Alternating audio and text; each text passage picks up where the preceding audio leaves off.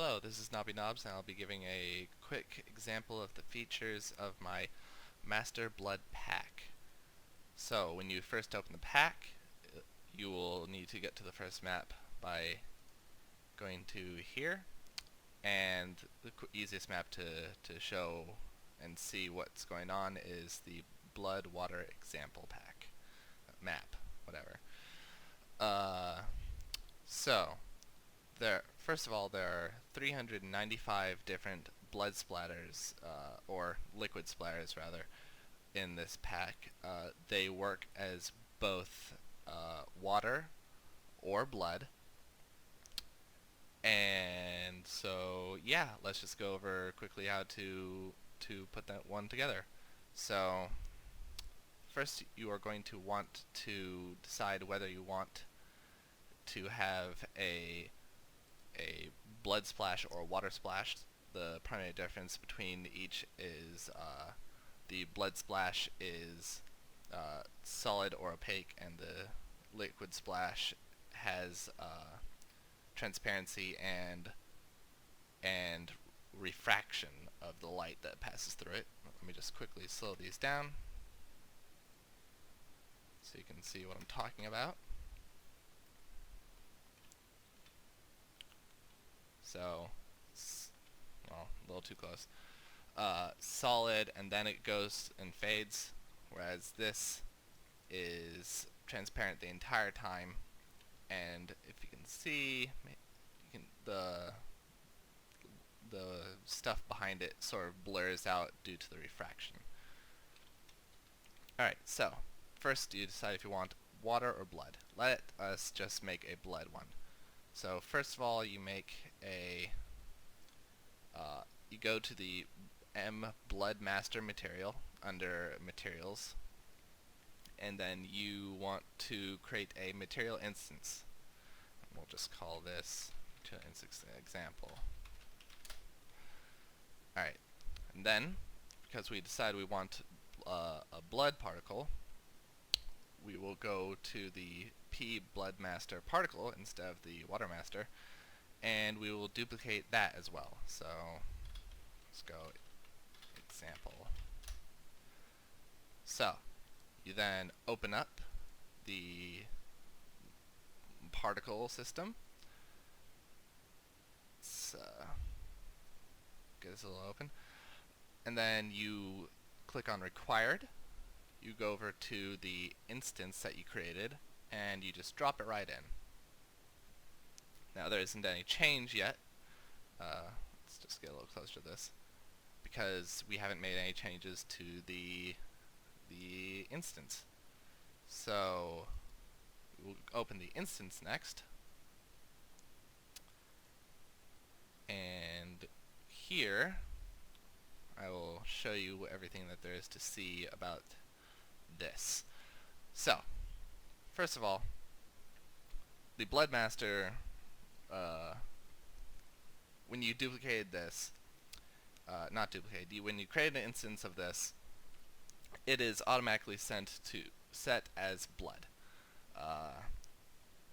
So if you are wanting to turn this to be water, you would have to click this and it would show up as water. But because you wanted blood, you created the blood, and if you wanted water, you would need to duplicate this and then toss the instance onto that. I'll explain more later. So there are two differences between there's three main control groups in the material instance: the controls for the blood, the controls for the textures, and the controls for the water. The blood will only show up if you have it set to become blood, and the water will only show up if you have it set to be water. So I'll show you what first the blood does.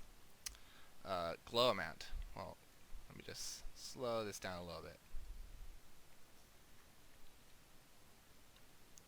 A little bit closer. Too close. Okay. Alright, so let's talk about the blood controls first. So, the glow amount. The glow amount controls, how powerful the the the texture glows. The stronger it is, the more the glow will shine outwards, and the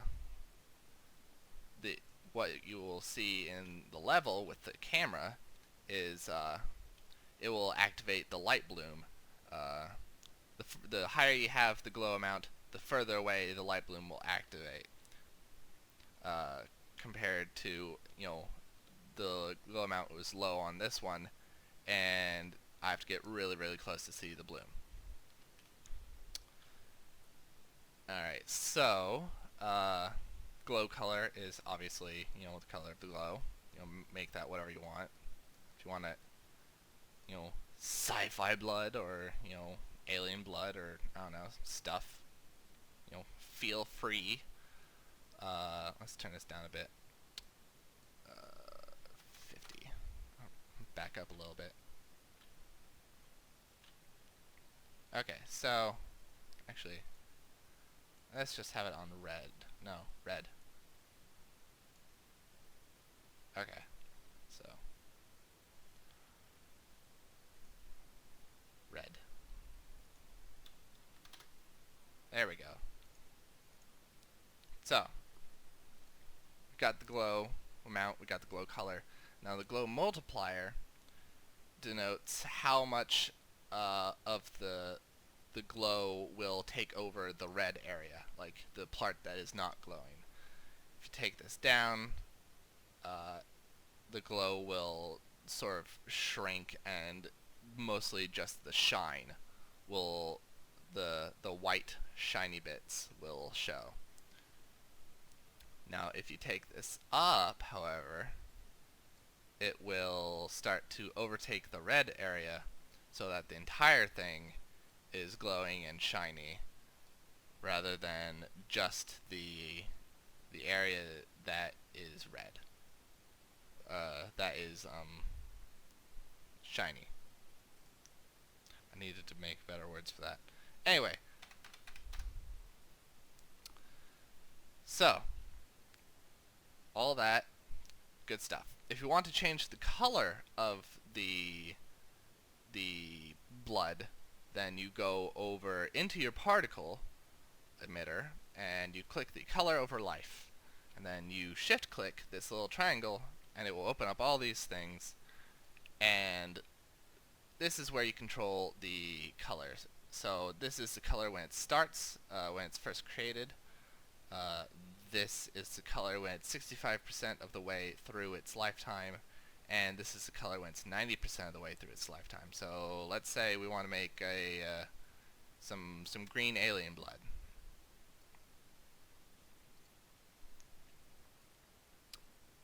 Then we'll do this up some green. And then we'll do some more green for the last of it. And then we'll change the glow color to green as well. Let's make it a little less, a little more green, a little darker green. Awesome. Now that is some awesome alien blood. Just back away from it. It's a little shinier in here than you'll see it be in an actual level, so just keep that in mind. Okay, so that is for if we want blood. So let's create a water. So we'll go back to the particles and we'll duplicate the water master. And so we'll just do water master example. We'll open that up and we will close this one. So this has already got a water thing, so let's just go back to our materials and we will drop, well, first go to required, then go to our materials and drop in our instanced goodie. So because it's wanting water, we need to start making this look like water. Click this and it will change over from blood to water. Now, let's see, slow you down a little bit and get a little bit closer. So, for the water controls, there is the color strength. Right now I have it this, tame light blue, but if we, so at a strength of 10, it just barely tints the color. You might be able to see it, pretty well in here as well. So just if we want, no color, we can just drop that down to 0. It's, pretty bland. That's as watery as water can get. Maybe a little dark, but that's probably just because it's got the gray background. It'll look nice even with no color in a scene. But if we want it to have more color, then we just sort of bump this up more, and it'll become more and more and more of that type, that nice blue color, until it, looks like this, and it will actually begin to glow if you bump it up high enough. So if that's your thing, go for it. Let's drop that down to 10. Refraction strength. This changes how the water sort of changes the light that comes through it. I haven't really found any good uses for changing it to be not anything other than 1.1. I don't know what to tell you. You can change this if you want. I put it in there if you want to.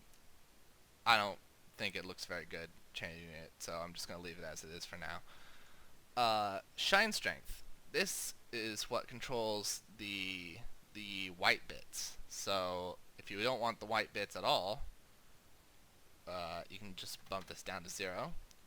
Or if you want the white bits to be black, you can do that too.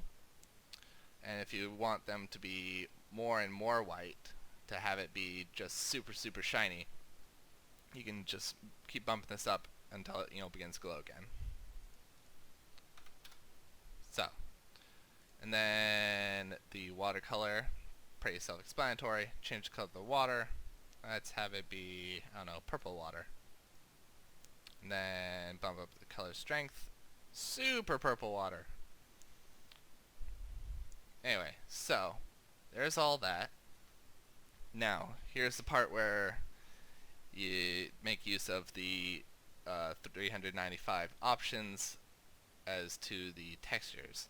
So here, if you want to change the texture, you click these 3, go down to the textures, blood base, or base blood, and then you can choose from the plethora of options that you have to choose from down here. And each one of these blood splashes or water splashes will need a color, a normal, and a specular. So let's just let's go to the middle somewhere, find something good. Not that you can really tell here. There's another video I made that has all 395 splashes being shown off at a pretty close distance to the camera. So if you want to take a minute or two to look at that to see which of the splashes you have an interest in, that'd probably be the most efficient way to take a look at them all quickly. So let's just say, let's do Burst 26B. That's the color, and then the normal, and then the specular. And voila. So we now have this as our splash. So let's say we want to do a different one. We have the color, we have the normal, and we have the specular. And we have a new splash already. So all of these are here.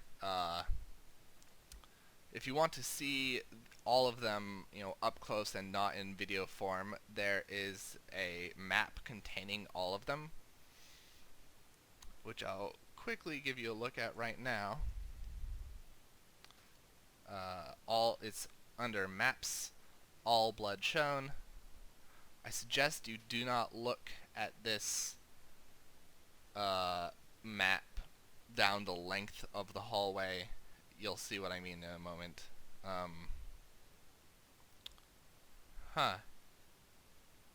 It might take a minute more because I'm recording.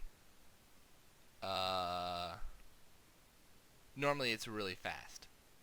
So I'm gonna see if this speeds up if I stop recording. Alright, here we go. It did speed up when I stopped recording. So, here are all the blood splashes. I'm looking down the short length of the hallway.